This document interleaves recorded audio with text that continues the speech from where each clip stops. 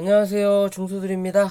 오늘은 3월 2일 수요일 장 마감 후고요. 오늘은 코스피 0.16%, 코스닥 1.63% 상승 마감하였어요. 오늘 시간별 투자자를 보면요. 코스피는 양매도가 나왔고요. 최근 들어서 좀 꾸준하게 매도세가 좀 나오고 있는 거에 반면 코스닥은 오늘 양매수 들어오면서 코스피와 코스닥의 이 차이가 좀 많이 났다라고 좀 봐도 무방한 것 같은데요. 그 이유 중에 하나는 대형주들의 수급이 좀 약했다라는 것도 있지만, 어떻게 보면 제가 보는 관점은요, 고버스예요. 고버스 인버스를 어느 정도 지들이 해결을 해야 되는 부분이 있기 때문에 굳이 코스피에 수급을 넣지 않는다라는 기준이에요. 거래량도 그렇지만 사실상 전쟁 나고 우리가 지금 안전자산이라고 하잖아요. 그래서 안전자산으로 유일한 거는 금이고, 그 금을 어느 정도 대체할 수 있다라는 조건으로, 잠시만요.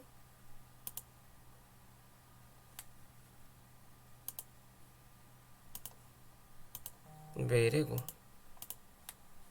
금을 대체할 수 있다라는 조건으로 이 비트코인이라는 부분을 강조를 했던 부분인데, 사실상 이 러시아와 처음에 전쟁 얘기가 나왔을 때 소용이 없었어요. 그러다가 엉뚱하게 계속 열었네요. 소용이 없었어요. 그러다가 실제적으로 이제 러시아, 이 미국 쪽에서나 이 러시아에 대한 이 주식시장이 마탱이가 갔죠. 그러면서 화폐라든지 그런 게 수준이 떨어지면서 비트코인 쪽으로 이 몰리면서, 실제적으로 비트코인 안에서도 알트코인보다 비트코인의 상승률이 가장 높았어요. 왜 이러냐 이거. 이거 좀 잘라버려야 되겠네요. 비트코인의 상승률이 높았다. 즉 같은 비트코인 안에서도 우리가 이름만 들어도 알 수 있는 거 위주로 수급이 들어왔다라는 거예요. 그죠? 그렇다면 주식으로 따졌을 때도, 왜 이래?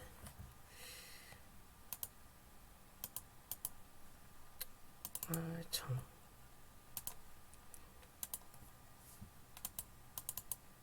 주식으로 따졌을 때도, 죄송합니다. 예, 죄송합니다. 스크린펜이 마탱이가 갔네요. 오늘은 펜 없이 그냥 진행을 할 거고요. 자, 어찌됐든 실제적으로 비트코인도 결국엔 이 안정자산이라기보다는요, 수단이 없음으로써 그로 인한 이 혜택을 받았다라는 거고요. 그러면서 뭐가 갔냐? 비트코인이라는 대형주가 움직였어요. 그것도 17%나. 알트코인은 움직이지 않았고요. 상승은 하긴 했지만 상승폭이 비트코인이 더 컸다라는 거죠. 그럼 막상 전쟁에 대한 위험 요소가 나타나면 당연히 먼저 상승할 수밖에 없는, 그나마 주식 안에서 안전자산을 찾는다면 대형주다라고 보시면 돼요. 대형주다.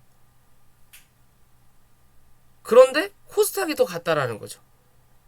그죠? 그럼 대형주가 움직이는 거를 발목 잡을 수 있는 건 고버스 말고는 없다라는 거예요. 그나마 코스피 시장에서는 이 고버스가 한다? 발목을 잡는다. 그죠? 또 살려놨죠. 2,500원을 이탈시키지 않았다라는 거죠. 그죠? 이 자리를 이탈시키고 2,430원 밑으로 주저앉아야 된다라고 말씀을 드렸던 부분인데, 또 살려놨어요. 또 애매하게 갖다 놓은 거예요. 지금의 자리에서 보합 유지만 한다면, 혹은 내일 시가가 2,500원 또 밑으로 형성이 된다면 이제 무리할 건 없지만, 뭐가 문제냐? 갭이 문제다. 또 애매하게 갭이 2,550원 위로 뜨면 또 한 번 2,600원대를 확인하러 올라올 수 있는 차트를 만들 수 있다라는 거예요.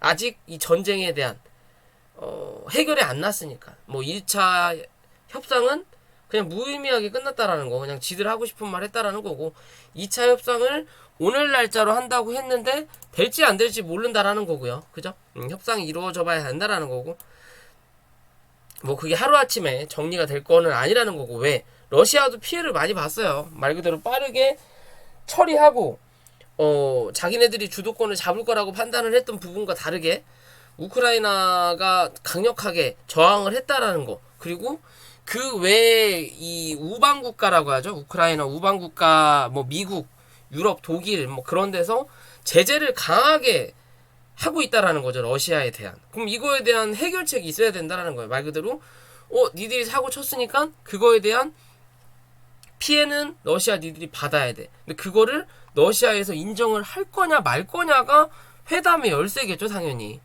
뭔가 내가 만족할 만한 게 있어야 이거에 대한 손해를 감수한다라는 거예요.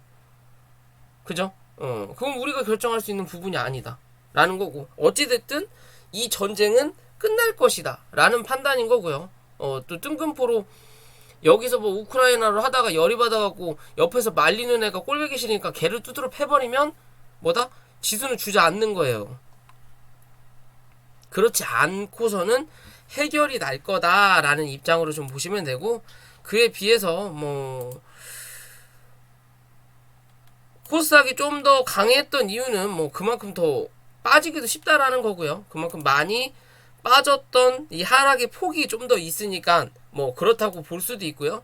뭐 이랬든 저랬든 현재 자리는 뭐다? 코스피나 코스닥이나 같은 자리다라고 보시면 돼요. 그냥 오늘 좀 더 상승하긴 했지만 기존의 이 흐름으로 봤을 때는 큰 차이가 없다라는 거죠. 그죠? 코스피는 슬금슬금 흘러내리다가 여기서 빵 하고 민 거고, 그에 비해서 코스닥은 위에서 빵 밀었기 때문에 그만큼 단기적으로 빠르게 하락을 했구나라는 관점 때문에 강하게 반등세가 오는 거예요. 주봉의 관점으로 봤을 땐 크게 차이가 없죠. 여기서 요만큼 밀렸고 올라온 자리나 여기서 요만큼 밀렸고 올라온 자리나. 그죠? 자, 어찌됐든 코스피는 2700포인트 지키면 2720포인트 정도까지 한번 올라온다라 말씀드렸어요. 이 자리를 넘어서지 못했다. 왜? 아직도 시장의 불확실성은 남아있기 때문에, 전쟁에 대한 남아있기 때문에 다시 이 2700포인트를 유지할 거냐, 2700포인트를 유지 못한다면 2690포인트 위에서 버틸 거냐 말 거냐예요. 마지노선의 자리는 2680입니다. 2675 정도로 생각하시면 될 것 같고요.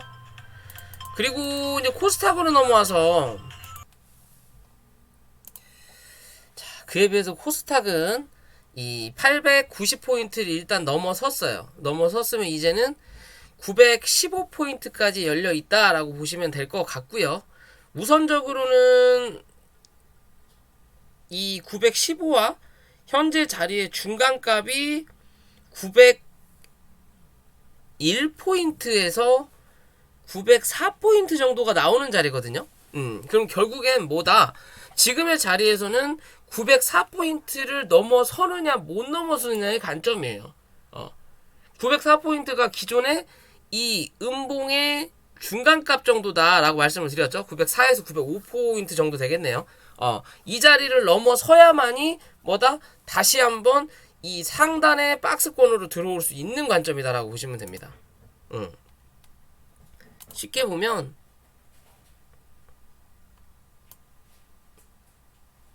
요런 기준으로 좀 더 열어놓을까요? 요런 기준으로 안착할 수 있다라는 관점이에요. 지금 이 밑에 있는 부분이기 때문에 요 자리를 또 못 뚫어내면 뭐 밑에서 버티는 자리가 나타나는데, 밑에서 버티는 자리가 요 하나가 박스권이 아니라 요런 관점의 박스권으로 보셔야 돼요. 그럼 다시 또 저점까지 또 확인할 수 있는 자리가 나타날 수 있다. 그래서 코스피도 역시 마찬가지의 관점인 거고요. 얘는 뭐 말씀드렸듯이 지금은 요 안에 갇혀있는 자리다라고만 보시면 돼요. 여기에 대한 중간값이 2740포인트 정도가 나오는 자리입니다. 여기를 넘어서야만이 박스 상단 2825포인트 정도를 또 한번 때리러 올라올 수 있는 관점이고, 이 자리 위로 올라와야 또 한 차례 3050포인트 정도까지 열어놓고 대응하는 자리가 나타나는 부분이 된다 라고만 생각하시면 될 것 같아요. 시장은 그렇게 보시면 될 것 같고요. 종목으로 넘어가기 전에 구독과 좋아요 좀 부탁을 드리고, 이랬든 저랬든 이 고버스가 맞고 죽어야 되는 자리가 좀 나와야 된다. 아직도 여기 중심값 월봉상의 21선 앞에서 저거 못 넘기고는 있어요 아직은. 근데 이 자리를 넘어서면 뭐다? 골치 아픈 현상이 나타날 수 있다라는 관점으로 보시면 돼요. 그죠? 굳이 눌러야 될 이유가 없는 모양이에요. 차트의 관점으로 봤을 때 굳이 눌러야 될 모양은 없는데, 굳이 얘가 올라가야 될 이유도 만들 필요는 없다라는 거예요. 그러니까 무슨 말이냐? 차트는 상당히 이쁜데, 이 차트가 이쁘다라는 건 시장이 악영향을 받아야 된다라는 관점이거든요. 그러면 업종 차트나 그런 걸로 봤을 때는 당연히 악영향을 받을 수 있는 부분이 있어요. 왜? 바닥 대비해서 많이 올라왔으니까. 굳이 요런 실적을 낸 회사가 있지도 않는데 올라왔기 때문에 반납을 해야 되는 건 맞다. 맞을 수 있다. 하지만 그런 흐름까지 만들어낸다면 모든 시장의 종목들, 특히나 삼성전자가 주저앉아야 되는 관점이에요. 왜? 이 자리를 삼성전자가 만들어놨으니까. 근데 삼성전자는 버텨야 되는 기준이라는 거죠. 왜? 얘는 그래도 어느 정도 실적이 뒷받침은 돼요. 그죠? 지금 이 자리에서 그대로 버티고 있는 거예요. 말 그대로 코스피 지수도 모양은 다르지만 여기서 여기까지 위치는 동일하다라고 보시면 되거든요. 여기서 요만큼 쳐 올려놓고 현재 자리가 요 정도 자리예요. 코스피 자체도. 그럼 이제 얘가 주저앉아야 되는 거예요. 여기까지 내려 앉으려면. 그에 비해서 코스닥도 마찬가지의 관점인데, 그러기에는 뭐다? 신저가에 가 있는 종목들이 너무 많다. 거진 40에서 50%가 코스피든 코스닥이 신저가다. 특히나 제약바이오 위주가 더 많다라는 거죠. 그러면 지금의 자리에서 지수가 더 빠져버리면 그런 종목들은 뭐다? 상장 폐지로 가야 돼요. 굳이 뭐 신저가를 미친듯이 쳐 내려갈 이유가 없다라는 거죠. 그냥 뭐죠? 그냥 상장 폐지를 해야 되는 게 맞는 거다. 그러지 않을 거라면 이제는 뭐 반등을 어느 정도 잡고 올려야 된다라는 거예요. 그러면 지수를 잡아놓고 많이 올라갔던 종목들은 뭐 횡보를 시키든 아니면 두드러 패든, 그리고 바닥에 있는 종목을 위로 쳐 올리든, 둘 중에 하나의 모습을 만들어내야 된다라는 거예요. 그죠? 위드 빠지면서 펄어피스나 크래프톤이 움직여야 된다라고 말씀을 드렸죠. 어느 정도 그런 흐름을 만들어내고 있잖아요. 이게 치고받고 한다라는 거예요. 지들이 돈이 한정돼 있으니까 그 안에서 치고받고를 지금 현재 하고 있는 중인 거고요. 그렇기 때문에 시장은 큰 하락보다는 반등으로 좀 판단을 하고 싶은 부분이 있고요. 자, 오늘 비트코인 관련된 종목들이 다 올랐죠. 뭐 러시아 어쩌고 저쩌고 하면서 주말 내내 상승 곡선을 타다가 우리 시장이 오늘 3월 1일 휴장을 하고 오늘 개장을 하려고 하니까 뭐 한다? 비트코인이 빠지죠. 대단해요. 아무튼 우리 주식시장은 어떻게 쉬는 날을 골라도 기가 막히게 골라요. 우리 시장이 쉴 때는 미국 시장이 항상 상승하고, 우리 시장이 개장할 때 되면 미국 시장이 항상 빠져요. 그러면서 뭐다? 갭 띄워놓고 쳐밀어 버린다는 거죠. 기가 막힌 나라예요 정말. 자, 어찌됐든 비트코인 관련된 종목들이 비트코인이 상승하고 러시아 쪽, 우크라이나 쪽에서 미친듯이 사재기를 하면서 급등을 했던 부분이 있기 때문에 어느 정도 반영을 해서 주가들이 올라오긴 했지만 시가 자체가 거지 발사기 같은 위치였다. 즉 저항을 위에다 깔아놓고 시가를 띄웠어요. 그럼 위로 치기보다는 밀린다라는 관점인 거고요. 결국엔 갭자리를 다 메꾸고 간다라는 관점인 거고, 이랬든 저랬든 그럼 얘는 다시 또 16,000원을 이탈하냐 하지 않느냐의 관점으로 위로는 19,000원에서 19,500원까지 또 열려있는 자리다. 여전히 이 박스권을 유지하는 흐름을 만들어내고 있다라고 보시면 돼요. 여기에 대한 중간값이 17,000원 부근인데 요 자리를 좀 지켜줬으면 했던 부분인데, 그냥 시장이 또 빠지면서 또 같이 빠졌다라는 거고요. 16,000원 유지하면 다시 17,000원대를 확인하러 올라온다. 이해되시죠? 그런 관점으로만 보시면 될 것 같아요. 지금 모 아니면 얘도 도의 자리예요. 무슨 말이냐? 여기서 버텨내서 구름대 안으로 들어가는 그림을 만들어내야만이 앞으로의 상승을 기대할 수 있지. 그게 아니라 여기서 횡보하는 그림만 만들어내고 구름대 하방으로 깔린다면 뭐한다? 못해도 이번 달은 하나도 재미가 없다. 못해도 4월 중순까지는 기다려봐야 되는 그림인 거예요. 실적이 나왔나 모르겠는데 실적을 기준으로 칠지 아니면 뭔가 다른 이슈로 칠지는 좀 지켜봐야 되는 그림이다. 그러면 크게 물려 죽는 자리는 아니니까 이런 종목 관심을 가져볼 필요가 있다라는 거고요. 자, 오늘 신테카바이오가 상승을 강하게 했죠. 강하게 했는데 16,000원을 뚫어내지 못했다라는 거고, 결국에는 구름대 하단을 올라타질 못했어요. 그죠? 시가 자체가 그러니까 많이 빠졌기 때문에 올라오면서 매물이 쌓여있는 자리를 강하게 뚫어내는 흐름을 만들어내지만 올라오면서 힘이 빠져버리는 거예요. 그에 비해서 요거와 같이 얘기가 나왔던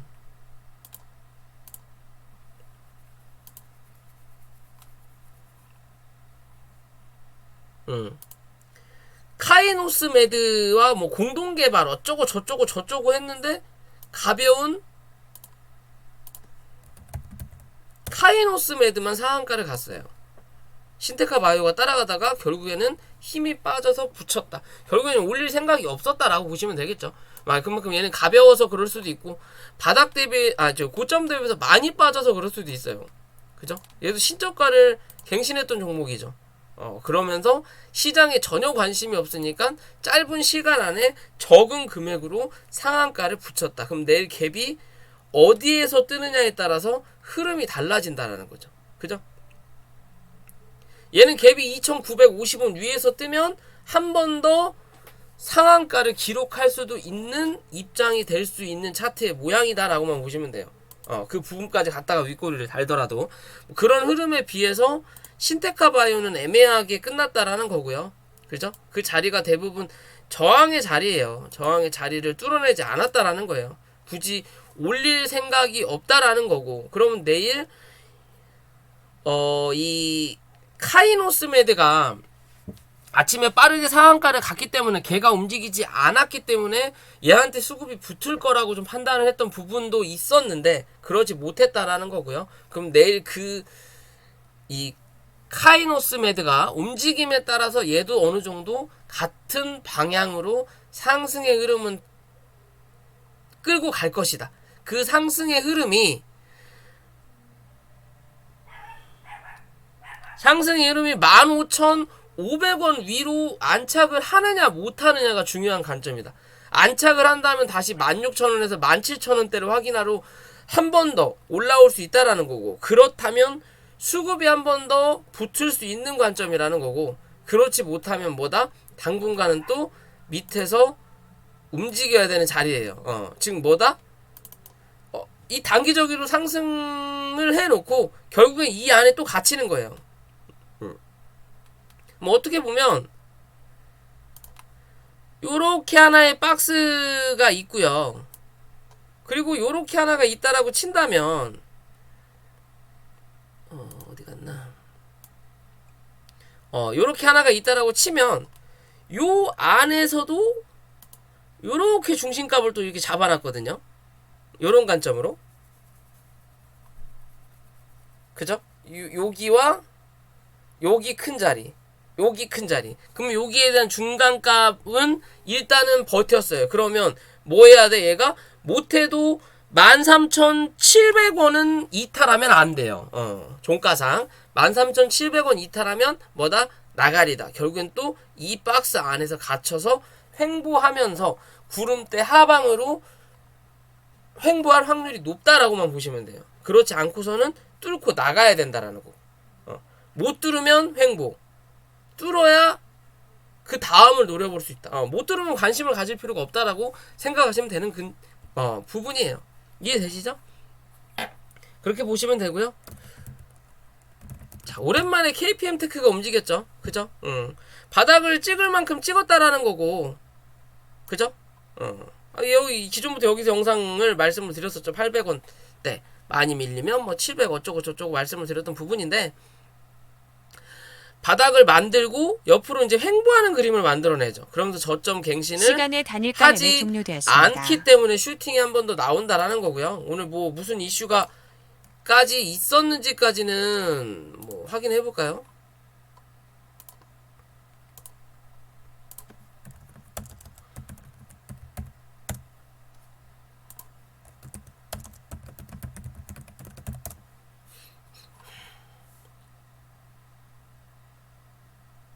뭐야? 뭐 가상화폐 관련을 따지고 있네요.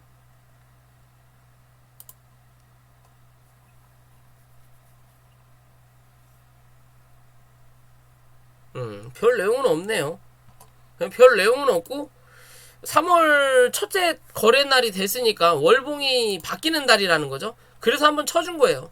즉 2월 달에 말씀드렸던 부분이 있죠. 뭐다? 1월 달에 5일선을 맞고 밀렸고 2월 달에 이격이 벌어졌으니까 어디까지? 5일선 부근까지 한번 칠 거다. 근데 그 2월 달에 5일선 부근을 안 때렸어요. 왜? 시장이 그지 같았다. 시장이 생각도 못한 전쟁이 터졌다. 러시아를 생각을 안 했기 때문에 변수라는 거죠. 그래서 3월달 오늘 하루 만에 이 자리를 그냥 확인해버린 거예요. 원래 2월달에 여기까지 확인을 했었어야 돼요. 그리고 3월달에 5일선을 밑으로 깔고 위로 한번 치는 그림을 만들어냈어야 되는데 한 1300원 부분까지 뭐 이번 달은 많이 남았으니까 지켜봐야 되겠지만요. 그런 그림을 만들어야 되는데 뜬금없이 러시아와 우크라이나의 변수가 터지면서 그 자리를 안 했다라는 거예요. 그러면 한 달을 미뤄서 이번 달 5일선까지 갖다 붙여놓고 4월달 칠 거냐 아니면 3월달에 어디까지 못해도 1200원이나 1150원까지 확인을 하고 올 거냐의 관점으로만 판단하시면 돼요. 얘는 그죠? 이랬든 저랬든 약하긴 하지만 수급이 한번 들어왔다. 결국엔 또 뭐예요? 공매도 미친듯이 치다가 여기서부터 또 기어 모았던 외국인 놈들이 수급 들어올 때마다 털고 나가는 거예요. 얘네들은 짜잘짜잘하게 2% 3%씩 공매도 때리고 위로는 5% 7%씩 헤쳐먹고 다시 또 눌리면 또 공매도 치고 그 다음 자리 오면 또 사고 그런 흐름만 계속 만들어낸다라는 거. 그죠? 어찌됐든 떨어지는 각도가 바뀌고 있는 부분인 거고 지금 당장은 여기서 날아갈 거라고는 보기는 어려워요. 왜냐? 아직 뭐다? 요만큼의 수급도 안 들어왔어요. 그죠? 나간 놈들이 있단 말이에요. 나간 놈들이 들어와야 돼요. 안 들어온 거예요 아직은. 그나마 어디? 여기서 기어나간 놈이 오늘 하루 정도 수급을 넣어줬구나 라고 보시면 돼요. 여기서 기어나간 놈.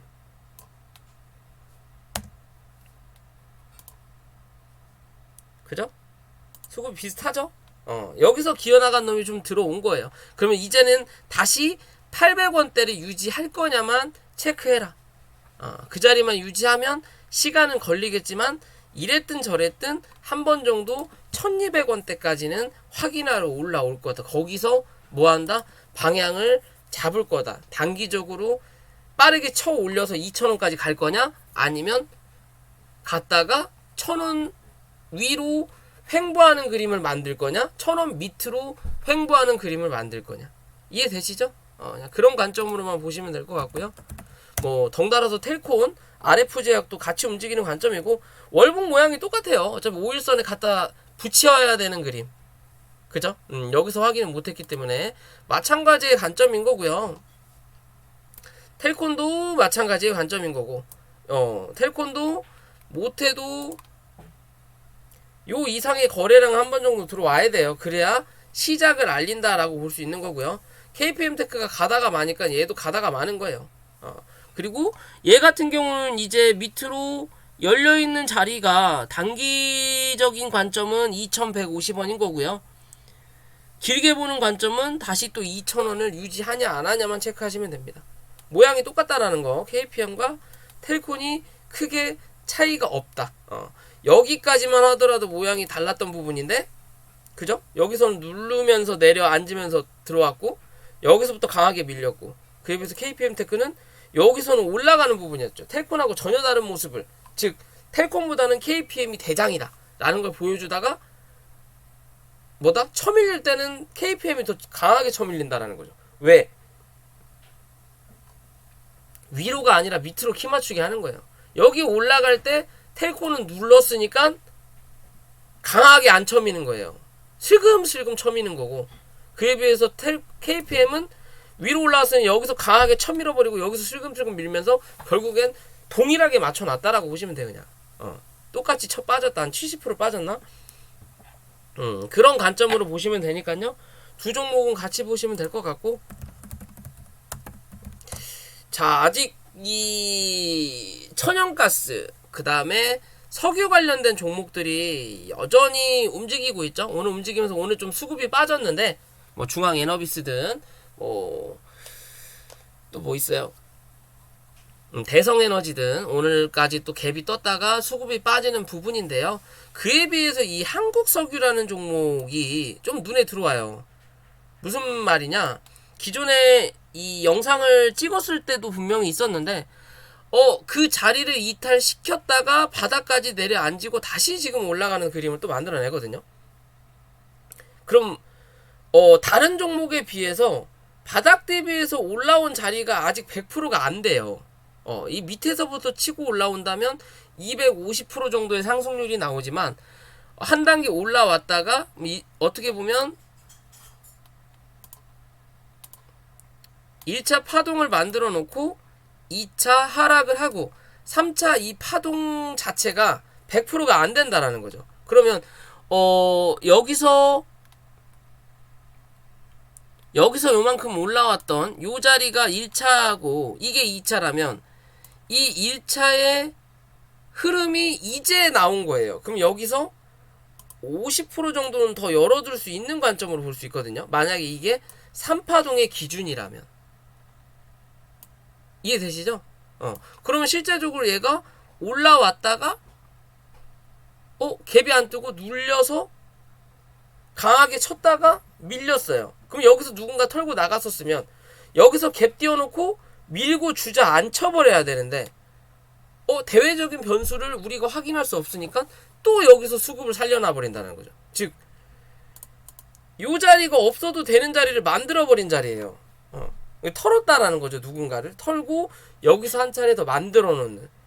조금 안타까운 건 종가를 여기다 딱 갖다 붙여놨거든요. 23,200원 위로 애매하게 갖다 놓은 거예요. 지금 이 밑으로 갖다 놨으면 한 번 더 누를 수도 있겠구나라고 판단할 수 있지만 이 위로 갖다 놓으면은 위로 칠 확률이 더 높다. 지금은 50대 50의 관점이에요. 즉 이랬든 저랬든 얘는 21,500원 오늘의 저가죠. 이 자리만 크게 이탈하지 않으면 뭐다? 고점을 한 번 더 확인하든 갱신할 확률이 높다라고만 보시면 돼요.